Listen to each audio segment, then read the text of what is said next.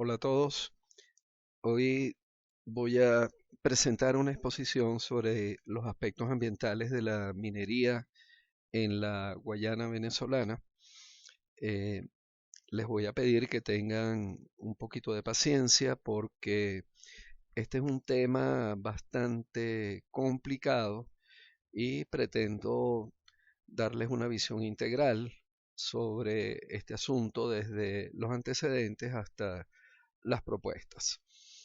En primer lugar, pues voy a mencionar algunos antecedentes que me parecen muy importantes. Fíjense, en la edad de piedra, pues los seres humanos satisfacían solamente sus necesidades básicas, necesidades elementales, como la alimentación que obtenían de la cacería y la recolección, el vestido que lo obtenían de pieles de animales y la vivienda que se satisfacía en las cuevas. Pero desde el año 6000 antes de Cristo comenzó la edad de los metales, donde el ser humano dominó el bronce, el cobre y el hierro. Y a partir de ese momento y durante las siguientes edades del desarrollo de la humanidad, entonces hemos estado dependiendo de productos minerales hasta llegar hoy en día a tener nuestras viviendas construidas con cemento y con acero, los vehículos con diferentes metales y los electrodomésticos pues también contienen metales. Por ejemplo, los celulares y computadoras tienen baterías de níquel o de cadmio y tienen coltán en sus circuitos. Eh, y esto me lleva a reforzar nuevamente que una persona que viva en una vivienda convencional esa vivienda fue fabricada con cemento y ese cemento se obtiene de una mina a cielo abierto como esta mina de Pertigalete entre el estado Anzoátegui y Sucre, y la vivienda seguramente va a tener acero que se fabrica o cabillas que se fabrican con hierro que viene de la mina a cielo abierto en el Cerro Bolívar, y en nuestras casas usamos utensilios de aluminio y eso proviene de una mina a cielo abierto de bauxita como la mina de los Pijiguaos que vemos en esta imagen. Entonces, yo creo que puede haber muchas posiciones ante la minería. Algunas personas están totalmente de acuerdo e inclusive ejecutan una minería que prácticamente no tiene control y están satisfechos con eso, mientras que otras personas se oponen totalmente a cualquier idea o a cualquier concepto sobre la minería. Para mí estos son posiciones extremas, no las comparto y desde ya les digo que yo lo que creo, en lo que me parece a mí más conveniente, es lo que llamamos minería responsable, cuyo concepto lo voy a aportar más adelante. Entonces, como decía la transparencia anterior, si nosotros usamos el cemento para fabricar nuestras viviendas y usamos el hierro para las viviendas y para los vehículos y usamos elementos minerales para nuestros teléfonos celulares y computadoras, si vamos a usar eso, entonces a mí me parece que lo lógico es que pensemos en una minería responsable. A mí no me parece muy coherente una oposición total a la minería si queremos paralelamente mantener la calidad y el nivel de vida que tenemos en este momento. Para mí esto es algo así como que reunamos a un sacerdote, a un rabino o a un mulá y ponerlos a discutir sobre quién fue el verdadero profeta. Se pueden pasar décadas hablando de eso y nunca se van a poner de acuerdo, justamente por esas posiciones extremistas. Entonces, yo no gasto energía en, en tratar de ponerme de acuerdo con quienes tienen esas posiciones extremistas. Eh, Hay algunos eventos históricos en Venezuela que conviene mencionar. Por ejemplo, el oro se descubrió en las arenas del río Yuruari, en el Callao, por parte de un brasilero que se llamaba Pedro Joaquín Aires en el año 1842, y 10 años más tarde se descubrió oro de beta en la zona de Caratal, allí mismo en el Callao de Estado Bolívar. Quiere decir que desde 1842 a esta fecha ya tenemos 180 años de de explotación, de aprovechamiento comercial del oro en la Guayana venezolana. Son muchas generaciones de mineros, eso es algo que está arraigado en la cultura y en el pueblo de Guayana, y por lo tanto yo no creo que eso sea algo que se pueda eliminar de un día para otro como están pretendiendo algunas personas. En 1942, un señor a quien llamaban Barrabás, y su nombre correcto era Jaime Teófilo Hudson, encontró el diamante más grande que ha salido en Venezuela, en una quebrada cerca de la mina El Polaco, y esto atrajo muchísima gente de los países de los alrededores que venían esperanzados en esa riqueza de minerales que se estaban encontrando allí. El oro tuvo un precio relativamente estable durante la primera parte del siglo XX hasta llegar a 1970. La tasa de crecimiento del oro era sumamente lenta, pero en 1970 se disparó el precio del oro, luego bajó hasta el año 2000 y después, hasta el año 2010 y hasta la actualidad, el precio del oro siguió subiendo y, y no ha bajado, no ha llegado otra vez a aquellos niveles tan bajos. En este momento está en 1963 dólares la onza. Entonces, con esto yo interpreto que el gran boom de la explotación del oro en Venezuela ocurrió a partir de 1970 y ha sido tan extenso que no se ha podido controlar. Esto prácticamente es una anarquía lo que hay con la explotación del oro, pero lo que principalmente quiero destacar es que no es algo que comenzó en 2016 con el arco minero, ni en el año 2000 cuando empezó el nuevo gobierno. Eso es algo en lo cual ya tenemos 50 años de una explotación muy, muy intensiva del oro y muy extensiva en territorio. Ahora vamos a hablar de las áreas que están afectadas y vamos a mostrar cómo es una explotación que en muchos casos tiene un altísimo impacto. En el 2004 ocurrió para mí un evento sumamente importante, que fue la declaración de la misión PIAR por parte de la Presidencia de la República, porque eso no solo incluía créditos, sino maquinarias, motobombas y tuberías, y vamos a ver más adelante que estos son los implementos básicos para hacer la forma de minería más impactante de todos los tipos de minería que hay.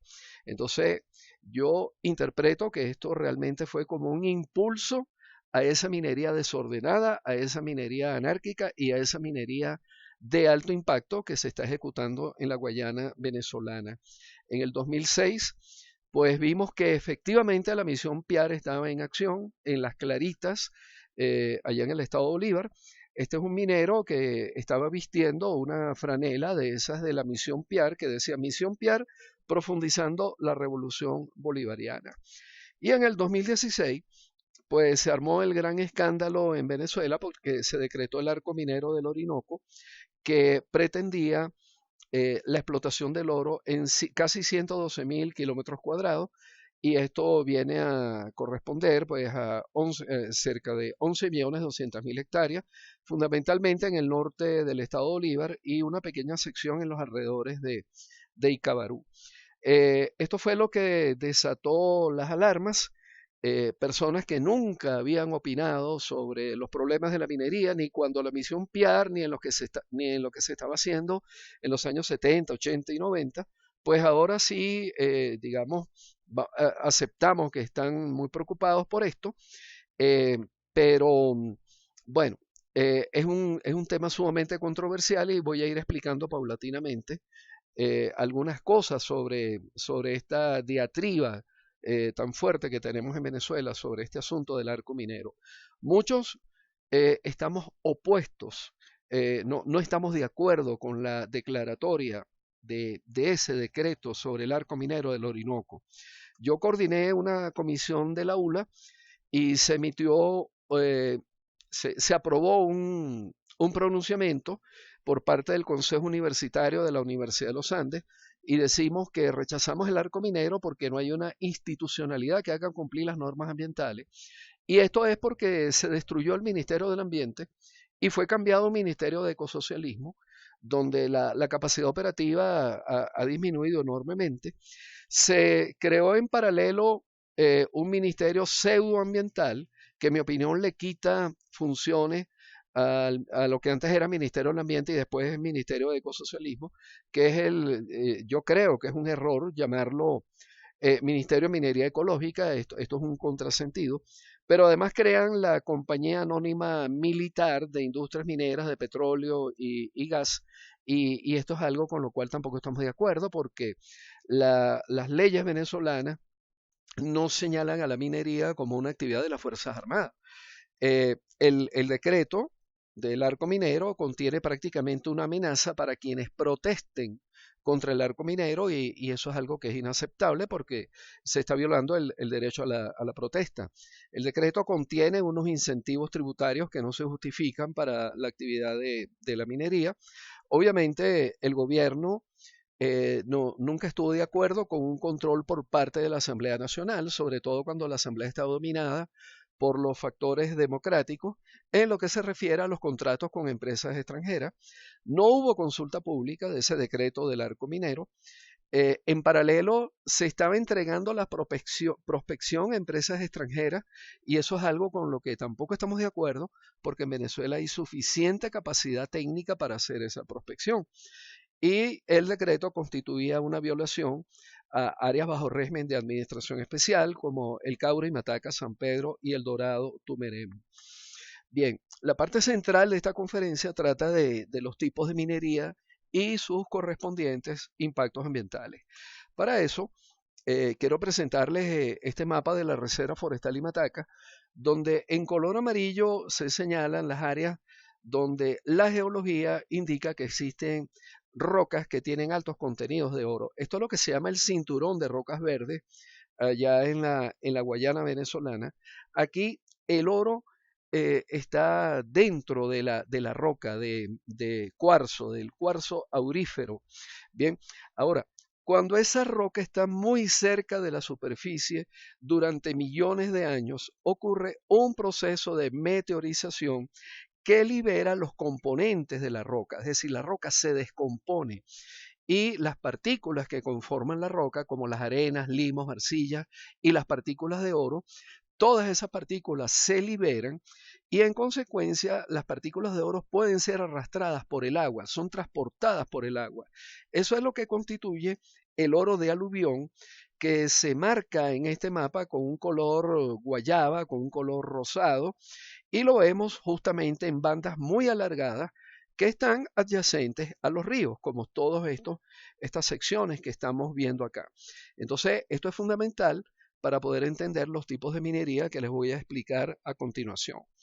La forma de minería más básica es la minería artesanal y de acuerdo a la ley de minas de 1999, que entiendo que todavía está vigente, la minería artesanal es la que se hace mediante equipos manuales, equipos que pueden ser cargados por una persona y obviamente aquí no se usan motores. Esta es una minería que todas sus actividades se ejercen con la fuerza del ser humano. Con la fuerza de los brazos del organismo del ser humano, se desprende el material y se trabaja y así se localiza el oro. Obviamente, cuando un minero consigue mucho oro en un sitio, luego regresa con una motobomba que produce un chorro a presión y con eso se rompe el suelo para desprender el material. Esto es lo que llamamos monitores hidráulicos y por supuesto eso está vinculado a la existencia de mucha agua y se ejecuta a lo largo de los ríos. El problema es que estos mineros no saben exactamente dónde hay oro, abren un hueco y lo trabajan unos días y si no consiguen mucho oro, pues se van para otro hueco y lo trabajan un tiempo y finalmente profundizan y extienden en las partes donde sí consiguen oro. Entonces, esta es la forma de vida, la forma de minería más destructiva, más contaminante. Aquí vemos que hay una destrucción de la vegetación, fragmentación de hábitats, destrucción de la topografía del río, destrucción del suelo, contaminación del río por sedimentos y por mercurio. Obviamente la fauna queda afectada por la fragmentación de estos ecosistema. Y el problema es que estos son mineros ilegales. Algún día el oro se acaba, ellos se van y nadie responde por estos desastres ambientales. Eh, el uso del mercurio puede generar enfermedades en las personas como el mal de Minamata, que significa alteraciones genéticas y deformaciones musculares, el hidrargirismo, que afecta el sistema nervioso central y por eso se produce temblor fino distal y dolores de cabeza, pero también se produce encías inflamadas y pigmentadas, trastornos gastrointestinales y cataratas en los ojos. Este trabajo de 1990 detectó que había contaminación en un 69% de los mineros en la zona del Bajo Caroní y 37% de los habitantes del área de influencia. En el 2012 se hizo una investigación con indígenas de la etnia yecuana en el río Caura y se detectó que los peces que ellos consumen pues tienen más de 3 veces el valor permisible de mercurio, que es 0,5 miligramos por kilo, y el promedio que estaban obteniendo era de 1,8 miligramos por kilo. En el cabello humano, el valor permisible debería ser 2 miligramos por kilo y estaban encontrando casi 5 veces más ese valor permisible en promedio. Y algunos casos aislados, bueno, se detectaron hasta 45 miligramos por kilo en el cabello humano. Entonces, esto es una evidencia de que estas personas ya tenían el mercurio en su organismo. Eh, Esto es un trabajo más reciente, es el capítulo de Venezuela que me encargaron hacer para un libro que va a tratar de toda Latinoamérica y se refiere a la contaminación y tratamiento de aguas afectadas por la explotación del oro. Aquí lo que estamos colocando es que el Orinoco está contaminado a partir del Yapacana, que es donde sabemos que, y estamos seguros que hay minas en este momento, ¿no? De allí hacia abajo ya el Orinoco entonces está llevando mercurio. Por aquí está el río Guaniamo, por aquí está el río Caura, obviamente que tiene una contaminación a partir de las minas que están un poquito más al sur del Salto Pará. Desde allí para abajo, entonces el río Caura ya está llevando mercurio. Aquí está el río Paragua y está contaminado desde una zona muy alta, muy al sur, que es el Alto Río Carún, uno de los tributarios más importantes del río Paragua. Luego aquí tenemos el río Caroní. En las nacientes del Aponguao, del río Aponguao, hay algunas minas. En el río Cuquenán hay minas también. Y la unión del Aponguao y del Cuquenán forman el río Caroní. Entonces, el río Caroní y el río Paragua llegan al lago de Guri y entonces ese embalse, pues también tiene aportes importantes, digamos, muy, muy significativos de mercurio. Por aquí está la cuenca del río Cuyuní, con sus afluentes, el río Yuruari, el río Supamo, el río Yuruán, el río Chicanán. Todo eso está bajo la influencia de zonas mineras que trabajan con mercurio, pero este río se dirige al río Esequibo y el río Esequibo va para el Mar Caribe o va para el océano y esto no tiene nada que ver con el embalse de Guri.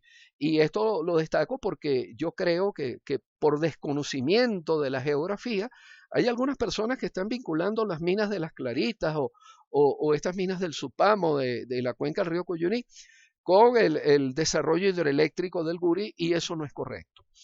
Obviamente, si el Orinoco trae mercurio desde esta zona media y de sus afluentes, pues todos los caños del delta del Orinoco están llevando cantidades considerables de mercurio. Aquí yo solamente he representado los caños más importantes, pero toda la infinidad de pequeños caños y brazos entonces tienen cantidades relativamente altas de mercurio. Eh, otro efecto, digamos que bastante negativo y muy lamentable, es que debido a los huecos que se generan por la minería de monitores hidráulicos, se genera el hábitat perfecto para que vivan los mosquitos, para que se reproduzcan los mosquitos. Entonces ahora hay mucho más hábitat para esos zancudos que transmiten el paludismo. Y en Venezuela ha venido aumentando desde 2014, ha venido aumentando exponencialmente la cantidad de casos de paludismo. Pero esto no es solo por la creación del hábitat. En mi opinión, también es que ahora hay más personas que viven en esos lugares, que son todos los mineros que están llegando allá, y por lo tanto están, digamos que más cerca del contagio, y por eso la cantidad de casos pues ha aumentado enormemente. Eh, Hay otros efectos asociados a la minería, digamos que muy graves, muy lamentables. Se ha destacado siempre las deplorables viviendas y servicios que hay en las zonas mineras. No tienen agua potable, no tienen servicios digamos, de aguas residuales. Inclusive en muchos casos falta la electricidad. Las casas adentro de las minas pues son simples ranchos de plástico. Hay mucha violencia, y ahora ejecutada por los mal llamados sindicatos y los planes, y esos sindicatos pues generan enfrentamientos con muchas fatalidades. Entonces, esto es realmente una situación muy lamentable. Pero algo que yo he venido viendo desde el año 2006 para acá es que ahora muchos mineros están con sus familias allá adentro, inclusive con sus niños adentro de las minas. Y algo también muy deplorable es que estamos viendo a los jovencitos que en lugar de ir a la escuela se dedican a la minería a muy temprana edad. Como este joven de unos 12, 13 años que pasa todo el día metido en el lodo, en el fango, buscando oro. Definitivamente estas son situaciones realmente muy tristes, muy lamentables. Estas son cosas que uno no puede apoyar bajo ningún punto de vista. Eh, Hay otro tipo de minería que son las balsas mineras. Estos son estructuras flotantes que tienen una gran motobomba arriba de la estructura. eh, con esa bomba succionan el material suelto que está en el fondo del río. Es decir, que mandan un buzo que tiene botas de plomo y el buzo dirige una manguera de 3 o 4 pulgadas de diámetro, y con eso se succiona el material y se lleva a la superficie donde está la balsa. Aquí hay una especie de alfombra, le colocan mercurio, y bueno, pues las consecuencias inmediatas es que hay una destrucción de la topografía interna del río, porque se generan bancos arenosos y playas en sitios en el medio del río que eso antes no existía. Pero además, aguas abajo de la balsa, hay una pluma de agua contaminada que llega a muchos kilómetros de distancia, agua contaminada con sedimentos y con mercurio. Por supuesto, todo esto va a tener también sus influencias en la biota acuática que está en estos ecosistemas. Eh, Hay otros mineros que no trabajan con un chorro de agua, sino que abren pequeñas galerías buscando aluviones muy ricos o vetas superficiales. Entonces abren huecos o pequeñas galerías de 1 metro de diámetro y que pueden llegar hasta 60 u 80 metros de profundidad. Con la misma madera que hay en el bosque, construyen una especie de torno donde enredan un mecate, enrollan un mecate, a esto lo llaman una machina, y con eso bajan hasta el fondo de la mina y trabajan y suben el material y suben a las personas. Eh, Aquí no se ve, pero en estas estructuras, en estos ranchos, hay un motor, perdón, hay una planta eléctrica, hay ventiladores, y con un ducto llevan aire fresco al fondo de la galería para que la gente pueda trabajar. Algunas galerías las aseguran con madera, pero hay otras que no, como esto que se ve acá y esto que se ve acá. Y de vez en cuando, de forma muy lamentable, esto se derrumba y los mineros quedan allí enterrados, y entonces ocurren fatalidades por esa razón. Las grandes empresas que tienen concesiones y donde tienen abundancia de aluviones superficiales o vetas superficiales con cantidades significativas de oro, no trabajan con un chorro de agua, sino que hacen un estudio geológico, hacen un plan de desarrollo minero y hacen una excavación industrial, digamos que ordenada en bancos que siguen el diseño de un plan de desarrollo minero. Esto lo hacen con explosiones, esto lo hacen con voladuras. Obviamente, aquí hay una destrucción localizada del relieve, de la vegetación, del suelo, y aquí se generan fosas inmensas. Yo he visto algunas de estas fosas de 30 o 60 hectáreas, y he visto proyectos donde están planificadas fosas hasta de centenares de hectáreas. Esto es algo que a mí no me gusta mucho. Yo creo que estas fosas deberían rellenarse a terminar los trabajos y vamos a ver más adelante cómo puede haber una posible recuperación si la fosa se rellena, ¿no? Luego tenemos las galerías industriales. Esto se hace cuando las vetas, cuando la roca que contiene el oro ya está a 400 metros, a 800 metros de profundidad. No se puede hacer una excavación superficial porque entonces habría que extraer demasiado estéril. Eso es muy costoso y entonces es preferible hacer un túnel vertical por donde bajan y suben mediante un ascensor industrial o una especie de túnel helicoidal que constituye una carretera por donde baja la maquinaria y sube la maquinaria. Allí donde está la veta hacen una perforación, meten unos cartuchos de dinamita, hacen una explosión allí muy controlada, la roca se fragmenta y esa roca es llevada a la superficie mediante estas máquinas que llaman damper. En la superficie, la roca es procesada en unos molinos industriales. Estos molinos tienen una mandíbula fija y una mandíbula móvil. La mandíbula móvil se mueve mediante un motor y tiene un movimiento en este sentido. Entonces aquí se va fragmentando la roca hasta que se vuelve polvo. Los pequeños mineros inventaron desde hace mucho tiempo unos molinos con una tecnología muy sencilla. Yo no llamaría esto molinos artesanales porque aquí hay unos motores implicados y obviamente un minero de esto no se puede cargar un molino de esto en la espalda y llevarlo para un lado o para otro. Eh, Aquí este molino de, de tecnología muy simple es sencillamente un eje movido por un motor. Este eje pues tiene unos péndulos, obviamente esto se mueve, estos son péndulos de acero y cuando esto gira, aquí se muele la roca que está aquí adentro. La roca se agrega por acá arriba y se le echa agua y por aquí abajo sale el polvo de roca y las partículas de oro. Aquí hay una plancha de metal que tiene mercurio y hay una alfombra tipo grama artificial que recoge las partículas de oro y que recoge el mercurio que tiene amalgamado el oro, y de esa forma se hace el aprovechamiento. Todos los pequeños mineros que trabajan con mercurio, una vez a la semana detienen todo el trabajo. Los que trabajan con monitores hidráulicos tienen una bomba de succión y el material muy fluido lo llaman a esta estructura que se llama tame. En el fondo, el piso de esta estructura es con una alfombra tipo grama artificial. Una vez a la semana detienen todos los trabajos, recogen las alfombras, las lavan en unos tanques con agua y después que están bien lavadas para que el mercurio y el oro caigan al fondo del tanque, comienzan a desalojar el agua muy cuidadosamente y en el fondo del tanque queda un sedimento.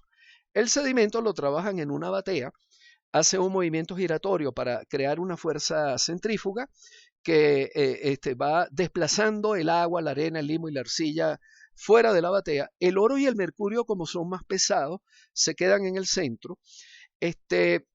Y la bola de mercurio se seca con un paño y finalmente se coloca sobre una superficie de metal.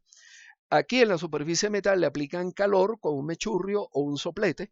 El mercurio se evapora y queda el oro puro sobre la superficie de metal. Ya ustedes deben estar pensando que el minero que está haciendo esto, esta labor se llama el resumen. El minero que está haciendo esto está respirando vapores de mercurio y obviamente esa es una fuente de contaminación. Pero además, el mercurio que estaba en el agua, voy a retroceder un segundo, el mercurio que venía por acá en la mezcla, esto es lo que se llaman las colas y esto va a los terrenos de alrededores y va a los ríos que están en los alrededores. Y así es como ocurre la contaminación del suelo y la contaminación del agua.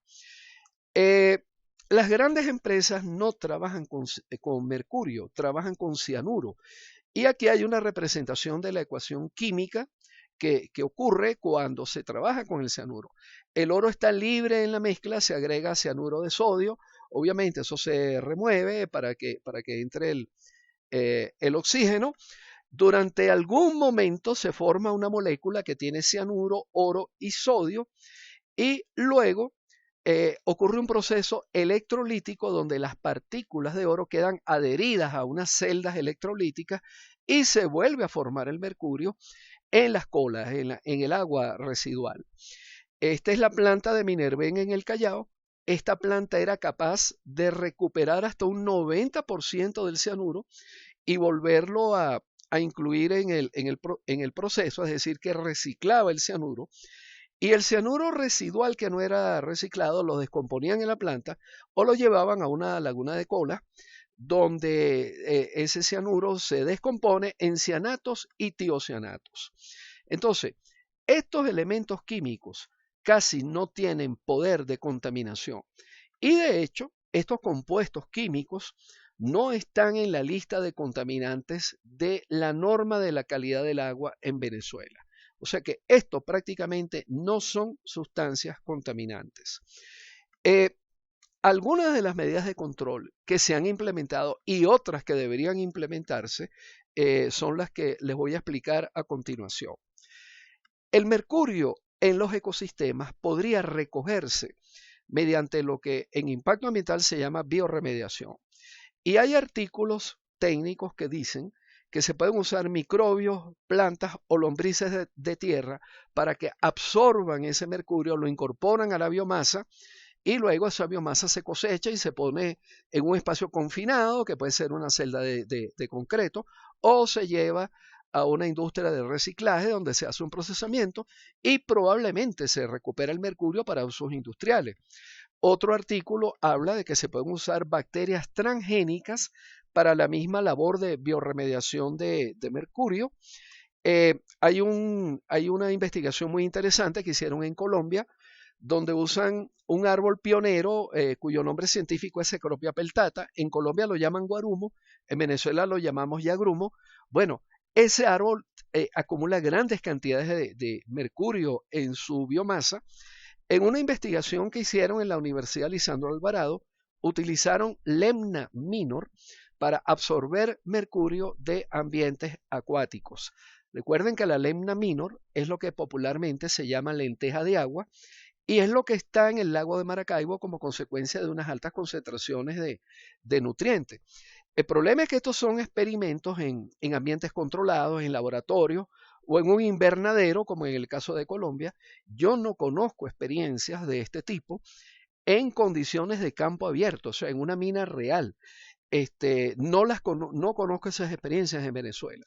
Entonces creo que tenemos por delante el reto de hacer un enorme trabajo para iniciar la descontaminación de todas esas áreas que están en la Guayana venezolana contaminadas con mercurio, porque me parece que no es justo dejarle a las generaciones futuras esos ambientes contaminados.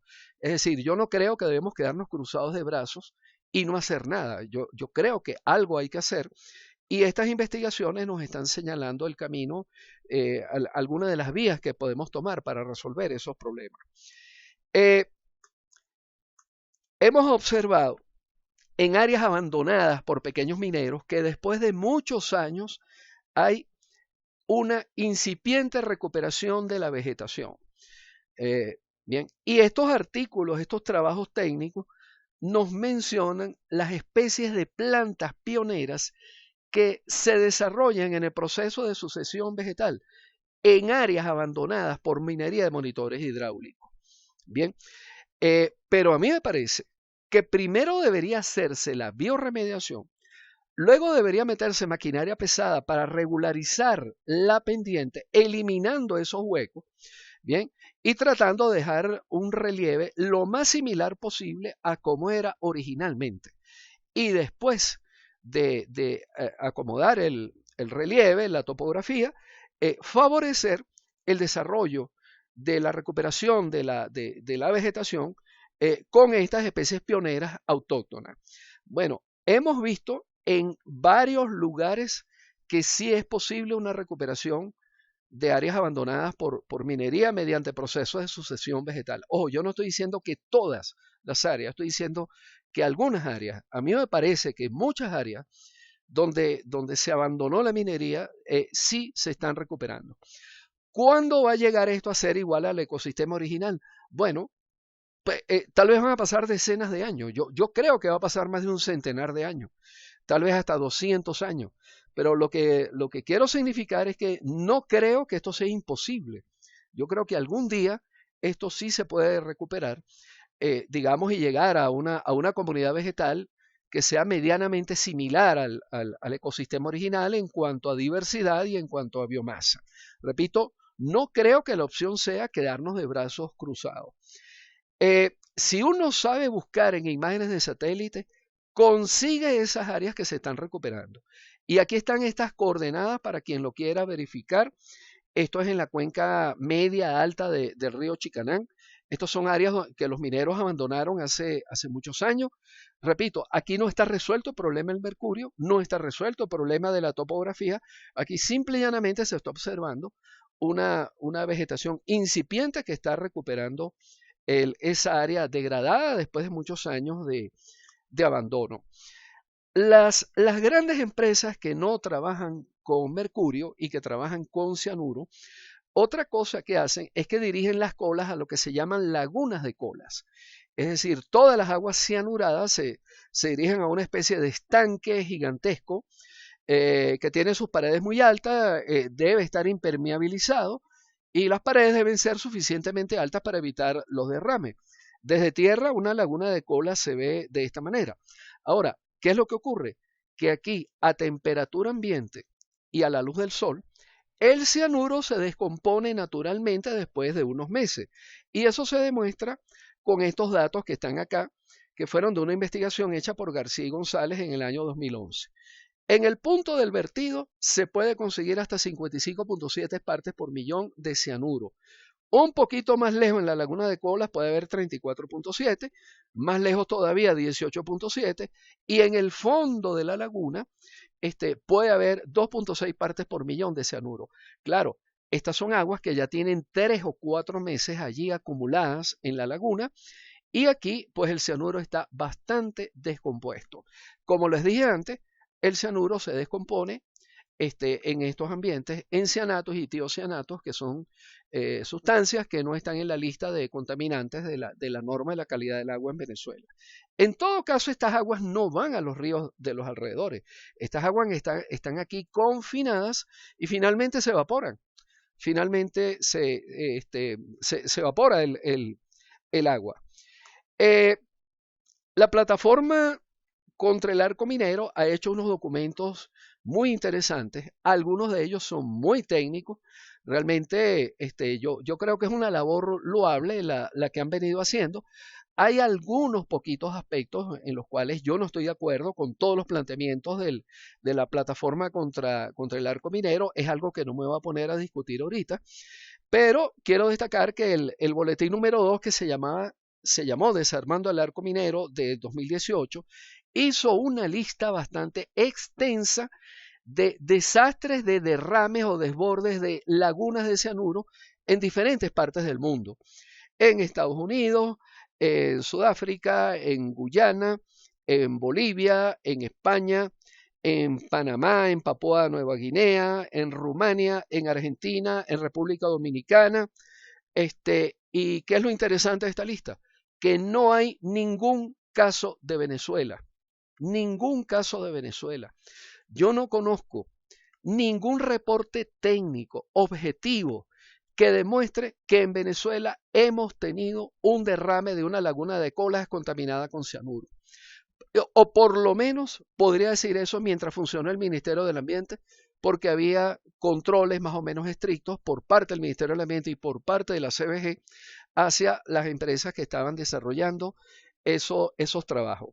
Y si alguien conoce alguno de esos casos y tiene un informe fidedigno, un informe respetable, un informe técnico, pues entonces yo le estaría muy agradecido si nos lo informa, pues para tener eso registrado. Pero repito, no tenemos información de eso y creo que muchos de los trabajos que se estaban haciendo de una forma muy seria, muy técnica y muy profesional aquí en Venezuela.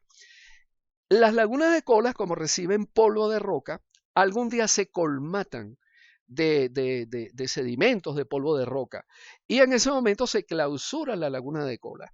Luego, las empresas concesionarias que estaban haciendo estos trabajos colocan suelo con alto contenido de materia orgánica, es decir, en la capa vegetal del suelo, la distribuyen uniformemente sobre toda la laguna de colas, sembraron pasto de braquiaria, plantaron arbolitos de apamate. Esto tenía aproximadamente un año después de haber iniciado la recuperación. Esto lo estaba haciendo la empresa Rusoro en la mina de El Chocó, en el Callao, y además en la mina Simón Bolívar, cerca de La Camorra, vimos que en el año 2001 pues tenían una laguna de colas activa, otra laguna de colas ya estaba en proceso de recuperación. Esto que está aquí era un tanque para el almacenamiento de agua para todo el proceso industrial, era un tanque en tierra. Y en el 2001 esta era la imagen, el número 5 era la laguna de cola. Y para el 2020, de acuerdo a imágenes de satélite, allí donde estaba la laguna de cola ya teníamos una aceptable recuperación de la cobertura vegetal, según lo que se observa en imágenes Landsat 7 que tenemos aquí en esta diapositiva. Ahora volvemos al Chocó. Otros trabajos que estaba haciendo la empresa Rusoro es que estaban utilizando hierbas de paspalum, de braquiaria, utilizaron vetiver y plantaron arbolitos de samán, de guásimo, San Francisco, palo blanco y un árbol exótico que se llama Acacia mangium, que a mí no me gusta mucho porque yo lo he visto como que es muy invasor en muchos lugares de Venezuela. Pero en esta empresa, repito, en Rusoro, allá en la mina del Chocó, utilizaron todas estas especies para recuperar escombreras, para recuperar áreas que no tenían vegetación. Y aquí ya vemos que había una incipiente establecimiento de cobertura vegetal. En el año 2008 la escombrera se veía de esa manera, no había comenzado la restauración prácticamente, y en el año 2013 ya había una incipiente recuperación de la cobertura vegetal. Yo no he podido volver para allá, estuve otra vez en 2019, no me dejaron entrar. Por imágenes de satélite, en el 2008, aquí vemos la escombrera dentro de este recuadro, y en el año 2020, una imagen Landsat 8, vemos que el área ocupada por la escombrera, pues sí tiene vegetación. Entonces, por esto yo digo que todas esas áreas intervenidas, sí hay formas, o muchas de esas áreas intervenidas, hay formas de recuperarlas. Y por eso yo creo que inclusive los open pit deberían rellenarlo y después que estén rellenos aplicar estas técnicas para recuperar la cobertura vegetal. ¿Cuál es la situación actual de la minería? Bueno, aquí me quiero referir a lo que se dijo en 2016 cuando se decretó el arco minero del Orinoco. Nos dijeron que había más de 130 empresas de 35 países que estaban haciendo cola en Miraflores para firmar los convenios de trabajo y nombraron a la empresa World Reserve de Canadá, que solamente esa empresa iba a traer 5 mil millones de dólares en total durante muchos años. En el año 2018 nos dijeron que por el plan de oro iban a ingresar al país 5 mil millones de dólares anuales por el desarrollo de todo este plan de minería. Bueno, nada de eso está ocurriendo, nada de eso ha ocurrido. Lo que en realidad está pasando en Venezuela es que se están estableciendo asociaciones estratégicas y permisos de trabajo a las llamadas brigadas socialistas mineras, y las asociaciones estratégicas a pequeños y medianos empresarios venezolanos que obviamente deben tener muy buenas relaciones con el gobierno. Y eso se ha iniciado en estas 23 áreas que están en este cuadro. Esto es un mapa de hace unos 3 o 4 años. Yo no he conseguido información más reciente. Creo que no ha variado mucho. Creo que simplemente están otorgando, pues, digamos, pues todas las asociaciones dentro de estas áreas. Pero fíjense una cosa, estas 23 áreas ocupaban una superficie de 3.400 kilómetros cuadrados. Eso no significa que todos los 3.400 kilómetros cuadrados está bajo explotación.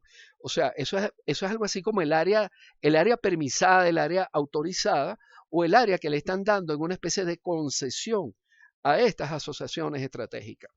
Entonces, viendo esto, mi interpretación, y espero que no me vayan a quemar como un hereje, es que para mí el arco minero del Orinoco en la forma original como fue pensado no existe. No existe. Aquí lo que se está llevando a cabo es prácticamente la misma minería desordenada que comenzó desde 1970, porque todos los impactos ambientales que estamos viendo continúan hasta hoy en día, los seguimos viendo por todas partes. Entendemos e interpretamos que hay una muy deficiencia institucionalidad ambiental, es decir, las instituciones están muy deterioradas, los funcionarios ya no tienen vehículos, no tienen viáticos, cómo ir para ir a inspeccionar todas estas labores. Y entonces, yo no creo, eso no tiene nada que ver con el arco minero tal y como se había pensado. Entonces, si alguien sabe de alguna empresa transnacional o una empresa extranjera que realmente esté trabajando en el arco minero y que tenga información fidedigna de eso, pues por favor también nos informa para estar enterado, porque yo no estoy enterado de ninguna. En las redes sociales se habla de empresas rusas, chinas, iraníes, pero yo, o sea, realmente no, ni hay información oficial, ni en el campo me he enterado de que esas grandes empresas de otros países hayan venido. Eh, en 2021 hicimos un trabajo con Provita. Yo me siento muy honrado de que Provita me haya incluido en el equipo técnico que trabajó en la validación de estos mapas que ellos hicieron. Y eso fue publicado en el geoportal de Provita. Cualquier persona se puede meter aquí en esta dirección web y puede ver hasta el nivel de píxel cada una de las zonas donde se está practicando la minería en Venezuela. Esto es muy importante porque hay muchas personas que hablan de cifras y de extensión de la minería, pero no muestran los mapas. Y uno no sabe cómo hicieron ese trabajo. Nosotros hicimos foros, hicimos conferencias para explicar la metodología, explicar los resultados. En todo caso, allí en el portal pues está explicado qué fue lo que se hizo. Hay algunas áreas que son las áreas más importantes de desarrollo minero.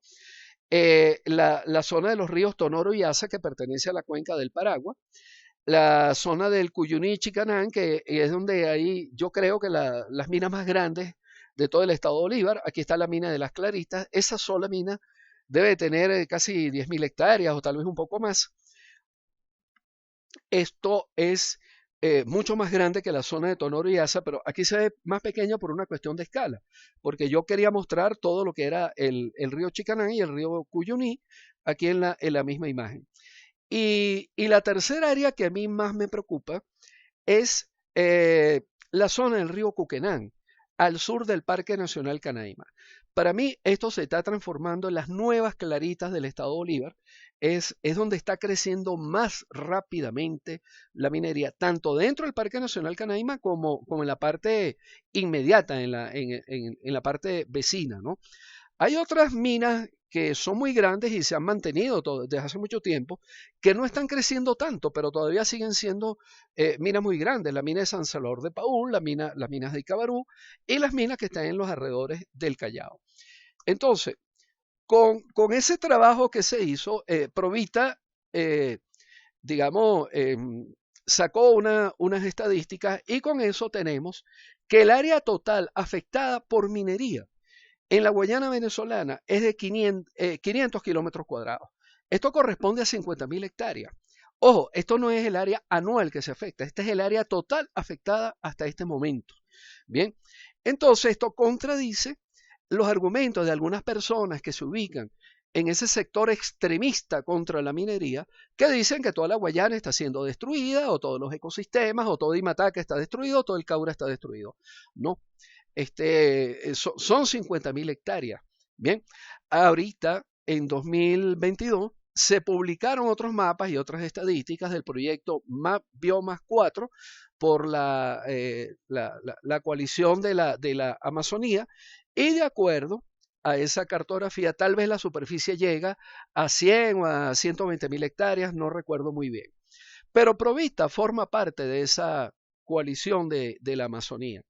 Y ya estamos en comunicación, estamos en contacto porque vamos a comenzar la validación de esa colección Map Biomas 4 que fue publicada en 2022. Si tenemos todo el respaldo técnico y metodológico y se llega a que son 100 o 120.000 hectáreas, pues será 120.000 hectáreas. Pues eso, o sea, allí todo lo que sea, digamos, técnicamente comprobado, pues merece todo nuestro respaldo. Por ahora yo me voy a quedar con estas cifras, que fueron las que trabajamos en 2021. Y aquí se observa un punto de inflexión en el año 2008. Y para mí esto es un efecto un poquito tardío de la misión PIAR que fue decretada en el 2004, que no tuvo efectividad inmediatamente, pero que a partir de 2008 sí se ve, digamos, como que hubo un cambio en la pendiente de ascenso. Y entre 2019 y 2020, pues aquí se ve un decrecimiento de la tasa de aumento de la minería, obviamente por efecto de la pandemia. En el municipio Sifonte, que es la línea color marrón, que es el municipio más minero de Venezuela, se observa con más evidencia el punto de inflexión del año 2008. Repito, para mí esto es un efecto tardío de la misión PIAR que fue decretada en el 2004. Y el arco minero que fue decretado en el 2016 prácticamente no tuvo efecto, sobre todo en el municipio Sifonte, ¿no? Y la tasa de crecimiento de la minería siguió al mismo ritmo que venía de antes. Y aquí se ve nuevamente digamos, un decrecimiento de la tasa de incremento de la minería entre 2019 y 2020. Bien, ¿qué propuestas se pueden hacer para resolver todos estos problemas? Bueno, en primer lugar, yo lamento decir que yo no estoy de acuerdo con la Ley Orgánica de Megareserva de Agua y Biodiversidad que fue decretada por nuestra Asamblea Nacional Democrática en el año 2019. Yo estoy en contacto con algunos abogados, yo no soy abogado, yo soy ingeniero forestal, y algunos abogados me han dicho que en primer lugar hay que revisar si de verdad es orgánica, porque se generan dudas de que sea una ley orgánica, y eso debería tener un pronunciamiento del Tribunal Supremo de Justicia. Pero luego yo hago una comparación con la Ley Orgánica para la Ordenación del Territorio. El artículo 2 de la Ley Orgánica Megareserva de Agua y Biodiversidad crea una área especial de importancia ecológica y esa categoría no existe en la Ley de Ordenación del Territorio del 83, que es la que está vigente. Esta ley de megareserva de biodiversidad crea una zona protectora costera del Orinoco y por lo que yo he visto en esa región, yo no veo viable que se pueda constituir esa zona protectora, porque dentro de esa zona protectora quedaría incluido Ciudad Bolívar, Puerto Ordaz, San Félix, la zona industrial Matanza y toda la zona agropecuaria del norte del estado Bolívar. Pues. O sea, ¿cómo le vamos a decir nosotros a los habitantes de Ciudad Bolívar, a los habitantes de Puerto Ordaz, de San Félix y a todas las industrias de Matanza y a todos los campesinos, agricultores y ganaderos que están en el norte del estado Bolívar que ahora están dentro de una zona protectora? No, o sea, yo sinceramente yo no le veo ninguna viabilidad a eso. El artículo 2 cambia la Reserva Forestal Imataca a Reserva de Biosfera, la Reserva Forestal Paragua lo cambia a Parque Nacional, crea una Reserva de Biosfera en el Caroní y Sipapo lo cambia a Reserva Forestal a Parque Nacional. Resulta que la Ley de Ordenación del Territorio dice que las ABRAE se establecen por decreto del presidente en Consejo de Ministros. Eso no son atribuciones de la Asamblea Nacional. Entonces, esta ley de megareserva de agua y biodiversidad entra en contradicción con la ley orgánica para la ordenación del territorio. Y me perdonan que lo diga de esta manera, pero yo creo que es la forma más gráfica y más tajante de decirlo, ¿no? Puede que a nosotros no nos guste, a algunos de los venezolanos no nos guste el presidente de la República, pero eso es lo que está establecido en las leyes. Así es como está establecido en la ley de ordenación del territorio. Esta ley de megareserva de agua y biodiversidad prohíbe la minería en buena parte de la Guayana venezolana. Resulta en sitios donde era permisible ejecutar minería, ahora lo prohíben. Entonces, la Ley Orgánica de Ordenación del Territorio dice que los planes de ordenación de las ABRAE deben ser sometidos al conocimiento público para oír la opinión de los interesados. Bueno, esta ley no fue sometida a consulta pública, ni en Upata, ni en el Palmar, ni en Guasipati, ni en Tumeremo, ni en el Callao, ni en el Dorado, ni en el kilómetro 88, ni en Santa Elena de Guairén, que es donde viven los mineros. Entonces, en muchos casos se critica al gobierno porque no hace consulta pública, pero entonces ahora en este caso, la Asamblea Nacional Democrática pues tampoco hizo consulta pública. Entonces, por todas estas razones, yo no respaldo todo lo que está planteado en esta ley y yo creo que este no es el camino. El camino no es pretender así abruptamente la prohibición de la minería. A mí me parece que lo viable es pensar en una minería responsable, pero que además tiene que ser racional y tiene que ser respetuosa. Racional porque tiene que ejecutarse de acuerdo a planes de ordenación territorial y a planes y a proyectos específicos que sigan normas geológicas y mineras, y eso es algo totalmente opuesto a la anarquía actual. Responsable porque tiene que cumplir las leyes mineras y ambientales y el que no cumpla tiene que ser sancionado. Y respetuoso porque debe hacer la afectación mínima posible, lo mínimo posible a la naturaleza. No esa anarquía que está ocurriendo en este momento. Y tiene que valorar los servicios ambientales, respetar una vida digna y los derechos humanos y laborales. A mí me parece que en lugar de intentar prohibir de ipso facto la minería de un día para otro, yo creo que lo que hay es que buscar una transición. La palabra clave es transición. Repito, tenemos 180 años haciendo explotación comercial del oro en la Guayana venezolana. Son muchas generaciones de guayaneses y de personas practicando la minería. Entonces, yo creo que lo que se tiene que plantear es una transición que va a durar muchos años y para tratar de buscar que las generaciones futuras no dependan tanto de la actividad minera como principal actividad económica. Entonces, para eso, obviamente, tiene que haber programas de educación ambiental, mejorar los sistemas agropecuarios para que aumenten la rentabilidad, establecer proyectos forestales que puedan generar mano de obra y una vida digna a las personas de toda esa área de influencia. Proyectos de lumbricultura, porque estamos hablando de suelos muy oligotróficos donde hay que mejorar la fertilidad, donde se pueda, hay que fomentar la elaboración y venta de artesanías, el aprovechamiento sostenible de productos forestales no maderables, tales como el fruto de la zarrapia, el aceite de palo, el aceite de pracaxí. Eso es algo. El aceite de pracaxí es algo muy popular en Brasil, tiene muy buen mercado y alcanza muy buenos precios. El árbol que da el fruto donde se saca ese aceite, nosotros lo tenemos en la Guayana venezolana. Entonces, ese es un producto forestal no maderable que debería ser aprovechado y constituir una alternativa para las personas. Y obviamente el ecoturismo en aquellos lugares que tienen un alto valor escénico. Bien, cada uno de estos elementos constituye un subsistema y ese subsistema tiene componentes que también hay que atender. Por ejemplo, en ecoturismo hay que atender la capacitación del personal, mejorar la infraestructura y mejorar los servicios. Si estos elementos no mejoran, el ecoturismo no va a poder ser una, una alternativa. Entonces, digamos que de esta forma, yo pienso que a mediano o largo plazo sí se podría ir sustituyendo la minería en la zona de la Guayana venezolana. Ojo, estoy diciendo sustituirla en una transición. No es una prohibición y no es algo que va a tener efecto en corto plazo. Quiero finalizar con esta frase de Noam Chomsky. El propósito de los medios masivos no es tanto informar sobre lo que sucede, sino más bien dar forma a la opinión pública de acuerdo a agendas de poder corporativo dominante. A mí me parece que hay dos agendas que son, digamos, las dominantes en este momento en el discurso sobre la minería.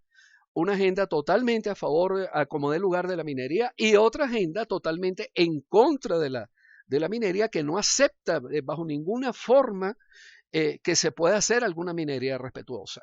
Y entonces hay medios de comunicación anotados a una o a la otra agenda, ¿no? Entonces, bueno, yo me salgo de eso porque yo sí creo en una minería responsable, pero parece que eso no está en la agenda de los grandes grupos de opinión que están influyendo, digamos, en el público en Venezuela.